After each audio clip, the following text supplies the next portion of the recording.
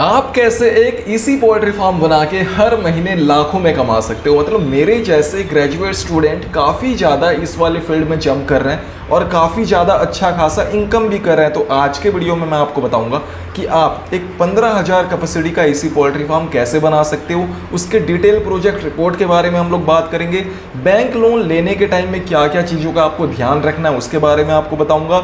Area कितना चाहिए होता है, लेआउट वगैरह सब कुछ हम लोग सब कुछ के बारे में जो भी मुझे मेरे दिमाग पे जो भी आएगा सारा कुछ मैं डिस्कस करूंगा। तो अगर आप लोगों का एक प्लान है इसी पोल्ट्री फार्म ओपन करने का, बैंक से लोन लेने का, अगर आप उड़ीसा से हो तो सब्सिडी का मजा उठाने का, मतलब उसका फ़ायदा उठाने का, क्योंकि अप टू 1 करोड़ तक का सब्सिडी है हमारे उड़ीसा में। और कौन कौन से स्टेट में सब्सिडी है, कौन कौन से स्टेट में नहीं है, वो भी आज मैं आपको इस वाले वीडियो में बताने वाला हूँ। तो सिंपल आपको मैं ले चलता हूँ मेरे डिटेल प्रोजेक्ट रिपोर्ट पे, जो कि 15,000 कैपेसिटी का मेरे पास में डीपीआर है यहाँ पे, जो कि लेटेस्ट है 2025 का है। तो यहाँ पे हम लोग सिंपल आप लोगों को मैं यहाँ पे दिखा देता हूँ कि आप लोग देख सकते हो कि इसका जो हमारा टोटल प्रोजेक्ट कॉस्ट हो रहा है वो 1,34,00,000 का हो रहा है, जिसमें फिक्स्ड कैपिटल कॉस्ट 1,05,00,000 का हो रहा है। ठीक है, उसके बाद working capital of first batch 29 lakh का हो रहा है। बैंक फाइनेंस करेगा, बैंक लोन होगा आपका 75 लाख का,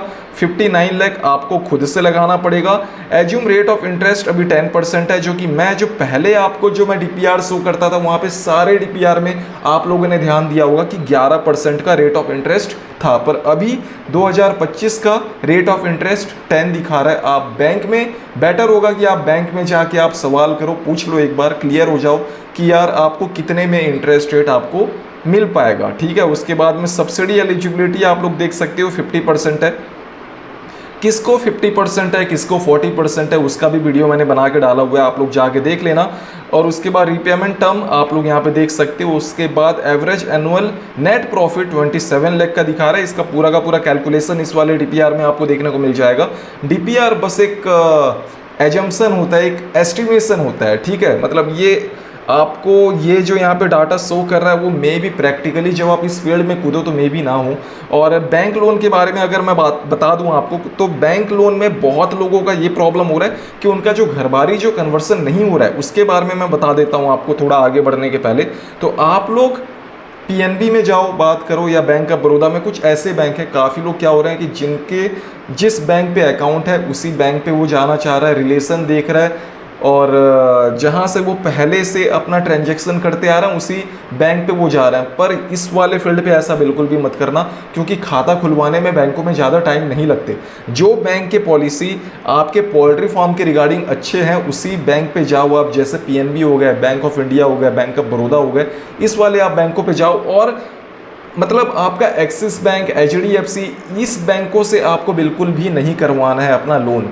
बहुत प्रॉब्लम होगा, उन लोग बड़े बड़े बातें करेंगे, आपको आपका लोन करवा देंगे, पर सब्सिडी के टाइम में बड़ा दिक्कत आता है। एक जॉइंट वेरिफिकेशन रिपोर्ट बनता है, उस जॉइंट वेरिफिकेशन रिपोर्ट में ना ब्रांच मैनेजर, बैंक वालों का भी साइन लगता है, वहाँ पे भी बहुत ज़्यादा दिक्कत आता है। डॉक्यूमेंट्स उन लोग बहुत ज़्यादा मांगते हैं, तो दिक्कत आता है। उन लोग कॉपरेट नहीं कर पाते एपिकॉल वालों के साथ में। जो हमारे उड़ीसा में जो एपिकॉल है वही ये सारा चीज़ों देखता है सब्सिडी के रिगार्डिंग, तो उन लोग एपिकॉल को उन लोग कॉपरेट नहीं कर पाते हैं, जिसके कारण बहुत ज़्यादा असुविधा होता है, जो मैं खुद देखते आ रहा हूँ। ठीक है, उसके बाद लोन के टाइम में आपको सिंपल सा बता देता हूँ, बाकी जिसको भी डाउट होगा वो मुझे व्हाट्सअप कर सकता है, और एक छोटा सा कंसल्टेशन फीस देके आप लोग मेरा कंसल्टेशन भी ले सकते हो। मैं पूरा डिटेल में आपसे बात करूँगा, आधा घंटा 1 घंटा, काफ़ी लोग ले भी रहे हैं और काफ़ी लोग उससे खुश भी है। काफ़ी लोगों को उसका मतलब जो अमाउंट वो पे कर रहा है ना, उससे मैं ज़्यादा ही उनको बता रहा हूँ, ज़्यादा ही उनको हेल्प कर रहा हूँ, तो वो अमाउंट आपके लिए बहुत ही छोटा होगा। तो आप लोग देख लो, फिर भी आपको बता देता हूँ, आपका मे भी आपका जो भी डाउट है वो क्लियर हो जाए। तो आप जब भी लोन लेने जा रहे हो तो आपको घरवारी कन्वर्सन तो होना ही चाहिए अपने लैंड का, या फिर आपके पास में सिक्योरिटी होना चाहिए, आपका सिविल वगैरह होना चाहिए। और ऐसा भी नहीं है कि आप अपना ही प्रॉपर्टी दे सकते हो, आप कोई अपने फ्रेंड का भी दे सकते हो, अपने कोई फैमिली मेम्बर का भी दे सकते हो जिनके नाम में है। बस ये देख लेना आपका उनका सिविल स्कोर अच्छा होना चाहिए। ये सब के बारे में आप लोग पहले देख लेना, आगे बढ़ने के पहले डॉक्यूमेंटेशन, क्योंकि लीगल ओपिनियन लगता है, वैल्यूएशन रिपोर्ट वगैरह लगता है, तो उसमें काफ़ी ज़्यादा खर्चा हो जाता है। तो ये सब चीज़ों में जाने से पहले आप पहले सिविल स्कोर देख लेना बाकियों का, जो आप गारंटर जो बनने वाले हैं। उसके बाद अगर आपका लैंड घरबारी कुछ कारण की वजह से अगर वो घरबारी में कन्वर्ट नहीं हो पा रहा है, बहुत असुविधा हो रहा है। एक वीडियो और मैंने बनाया हुआ है कि आप घर बैठे कैसे आप कोई भी अपने लैंड को घरबारी में कन्वर्ट कर सकते हो, उसका वीडियो भी आप जाके देख लेना। आप घर बैठे बैठे एग्रीकल्चर या ये पोल्ट्री फार्म के पर्पस के लिए आप घर बैठे बैठे पेमेंट करके आप घरबारी के लिए अप्लाई कर सकते हो। तो उस वाले वीडियो को भी आप जाके देखना। ठीक इससे 2-3 वीडियो पहले ही मैंने बना के डाला हुआ है। और अगर घरबारी नहीं हो पा रहा है ना आपका लैंड, तो आप क्या करो, आप उस वाले लैंड को आप प्राइमरी में दे दो। और बहुत सारे बैंक ऐसे करते हैं, उनको सिर्फ सिक्योरिटी से मतलब होता है। अगर आप सिक्योरिटी दे रहे हो, आपका लैंड जहाँ पे आप यूनिट बैठा रहे हो अगर वो घरबारी नहीं हो पा रहा है, तो आप सिक्योरिटी दे दो, उसके बदले अपना घर दे दो, अपना और कुछ प्रॉपर्टी है तो वो दे दो। अगर वो नहीं है तो लाइट ऑफ हो गया था। तो अगर देखो आपके पास में सिक्योरिटी देने के लिए प्रॉपर्टी नहीं है तो दिक्कत आएगा, बैंक आपको लोन नहीं देगा। आप एफडी वगैरह भी दे सकते हो। अगर सिक्योरिटी का वैल्यूएशन में कुछ ज़्यादा ही थोड़ा ये हो रहा है, डिफरेंस आ रहा है, या थोड़ा बहुत मार्जिन से बच जा रहा है, आपका वैल्यूएशन थोड़ा कम आ जा रहा है, पर आपको वैल्यूएशन थोड़ा 10-20 लाख रुपए ज़्यादा चाहिए था, तो आप 10-20 लाख रुपए का एफडी दे के भी उसको कवर कर सकते हो। तो ये हम लोग डिटेल में बात करेंगे जब आप फ़ोन में बात करोगे। आपका पहले मैं डाउट देखूंगा, उसके हिसाब से बात करूंगा। और लेआउट के लिए भी बैंक में देखो, लोन लेने जब आप जाओगे ना तो लेआउट का ज़रूरत पड़ता है। तो लेआउट मैं बना के दे रहा हूँ 999 रुपीज़ में। कई मेरे जो है क्लाइंट हैं, यूट्यूबर जो मेरे सब्सक्राइबर हैं, उनको मैं ऑलरेडी दे चुका हूं। तो आप चाहो तो आप भी ले सकते हो। उसके बाद नीचे चले आते हैं, प्रोजेक्ट रिपोर्ट के बारे में हम लोग बात करते हैं। तो एक रिपोर्ट बनाएंगे पहले एपिकॉल वाले, एक फिजिबिलिटी रिपोर्ट एक बनाते हैं सब कुछ होने से पहले। सबसे ये अर्लियर स्टेज होता है, ये फिजिबिलिटी रिपोर्ट आपका बनाया जाता है जब आप एपिकॉल जाते हो, बोलते हो कि हमको पोल्ट्री फार्म बनाना है, तो वो आते हैं आपके साइट पे, वो विजिट करते हैं, देखते हैं कि फिजिबल है कि नहीं है, यहाँ पे बनाना पॉसिबल है कि नहीं है, सब कुछ वो चेक करेंगे। उसके बाद ही आपको आगे आपका गो अहेड लेटर इशू किया जाएगा। ठीक है, प्रोजेक्ट रिपोर्ट बना के गो अहेड लेटर इशू किया जाएगा। उसके बाद नीचे आते हैं,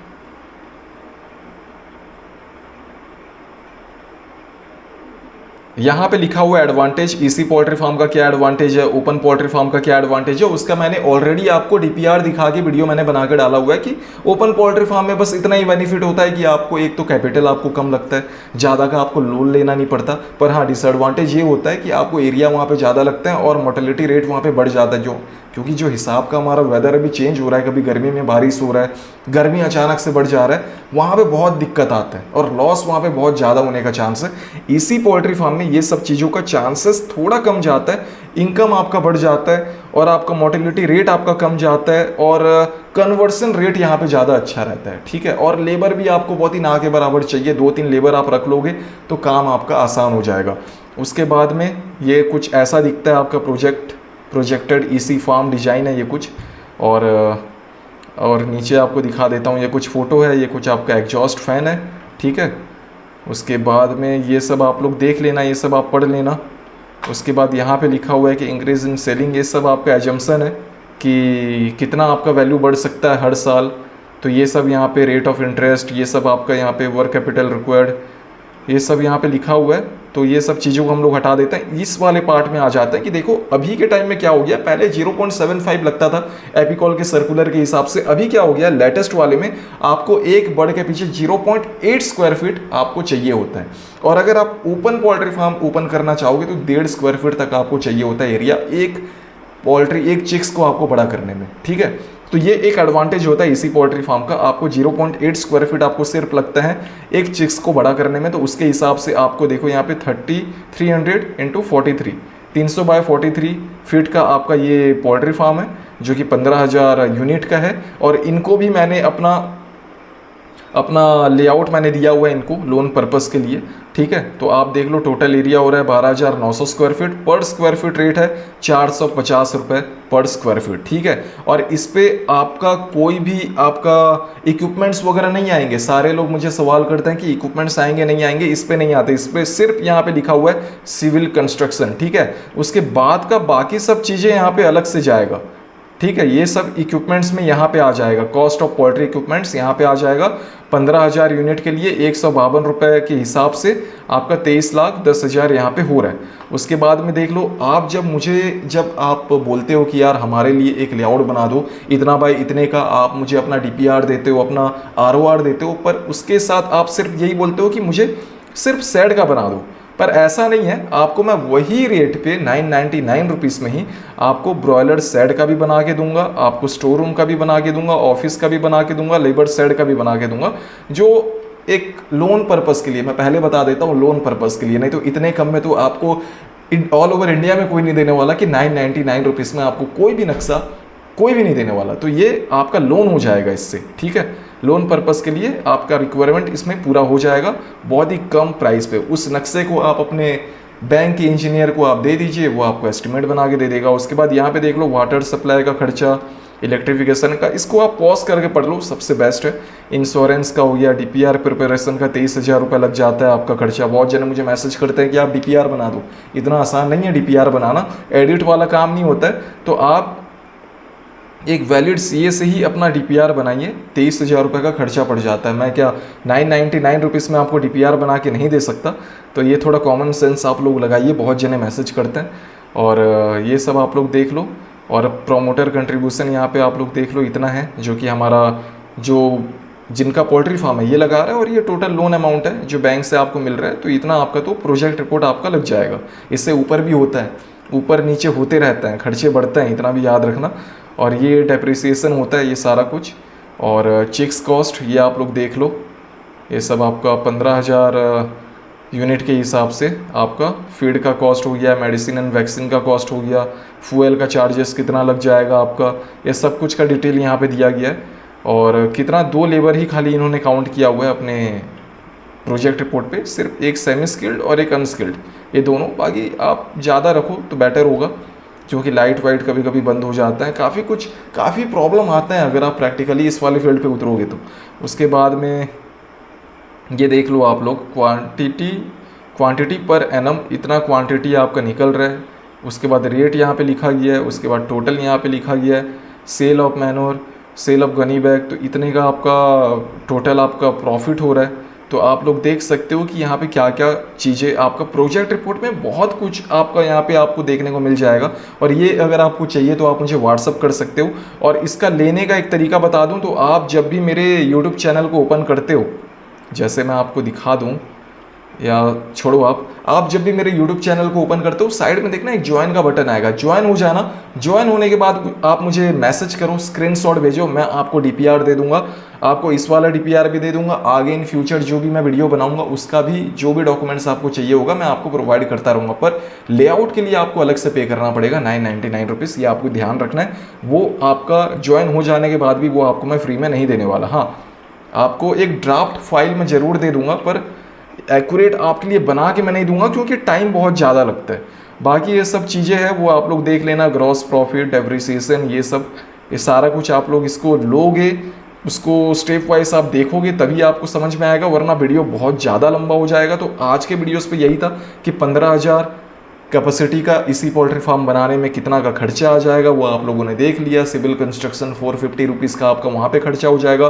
बाकी एडिशनल है कि आप वहाँ पे ऑफिस बना रहे हो, लेबर क्वार्टर बना रहे हो, गोडाउन बना रहे हो, वो सारे का खर्चा अलग। चिक्स का हमने देख लिया, उसके बाद में आपका वैक्सीन, उसके बाद इंश्योरेंस, ये सब का खर्चा देख लिया, इक्विपमेंट्स का देख लिए।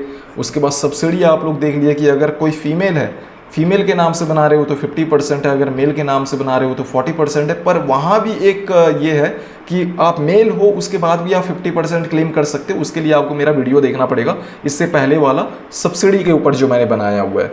तो बाकी सब यही था आज के लिए। नेक्स्ट और भी मैं वीडियो लेके आने वाला हूँ 18,000 कैपेसिटी का, 32,000 कैपेसिटी का ओपन ईसी पोल्ट्री फार्म का। तो सब्सक्राइब कर लेना मेरे चैनल को, आगे बहुत धड़ाधड़ वीडियो आने वाला है। ठीक है, तो फिर मिलते हैं एक नए वीडियो के साथ।